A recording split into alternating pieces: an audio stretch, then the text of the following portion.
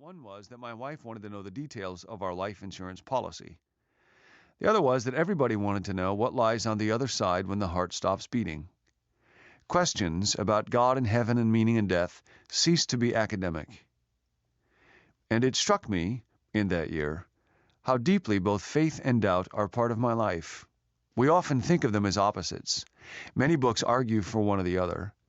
But while in some respects they are enemies, in other ways they are surprisingly alike. Both are concerned with ultimate issues. Both pop up unasked for at unexpected moments. Both are necessary. I must have truth, therefore I doubt. If I did not doubt, I'd be just another one of those suckers P.T. Barnum was so grateful get born once a minute. I'd fall for every carnival sideshow delusion that comes along, and I scorn delusion. I must have hope. Therefore I believe. If I did not believe, I would cave into despair, and I dread despair. In addition to believing and doubting, there is choosing. I must decide which road I will follow. I must place my bet. If you were to ask me why I believe in God, I suppose I would tell you a story about a baby.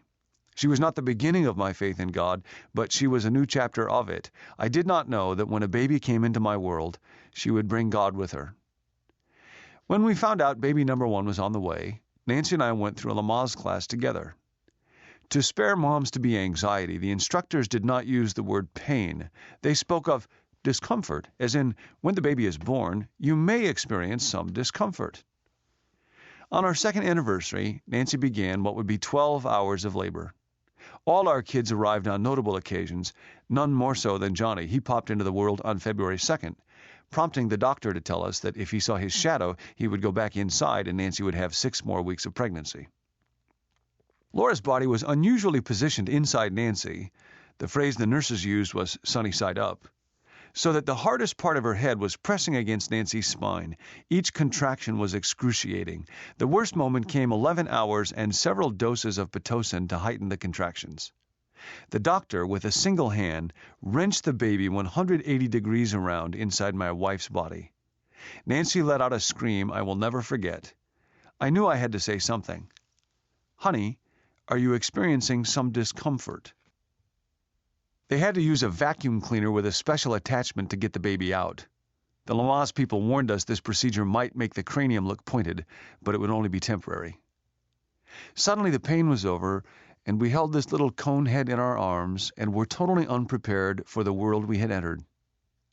Nancy, who had never been particularly attracted to anyone else's children, held the baby and looked around the room like a mother tigress. I would kill for this baby. I pointed out that I thought most mothers would say they would die for their children. Die? Why would I want to die? If I died for her, then I couldn't be with her. I'd kill for her. And she looked around the room, clearly hoping someone would give her the chance to show she wasn't bluffing. I took the baby from her and was overwhelmed by the wonder and mystery of the presence of a human person. Not just the mechanics of her body, though they were amazing. Not just my sudden love for this being, though it was a flood tide. What overwhelmed me was being in the presence of a new soul. I can't believe that there is a live, flesh and blood, immortal being in this room who didn't used to exist. She will grow up and we'll watch her. She'll become a woman, and then one day she'll grow old. This red hair will turn to gray and then to white. This same skin that is so pink and smooth right now will be mottled and wrinkled, and she'll be an old lady sitting in a rocking chair, and it will be this same person, I said to Nancy. Yes, she said, and I'd kill for the old lady too. We propped that tiny body with towels and blankets in the car seat of my old VW Super Beetle to take her home. I drove like I was transporting nitroglycerin.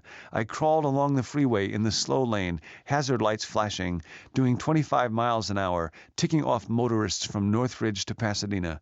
How do you travel carefully enough to protect a new soul? When I held Laura, I found myself incapable of believing that she was an accident. I found myself incapable of believing that the universe was a random chaotic machine that did not care whether I loved her or hated her. I don't mean that I had a group of arguments for her having a soul, and I believe those arguments. I don't mean this conviction is always present in my mind with equal force. It's not. I mean the conviction welled up inside me, and I could not get away from it. I could not look at Laura and believe otherwise. I could not hold her without saying thank you to someone for her. I could not think of her future without praying.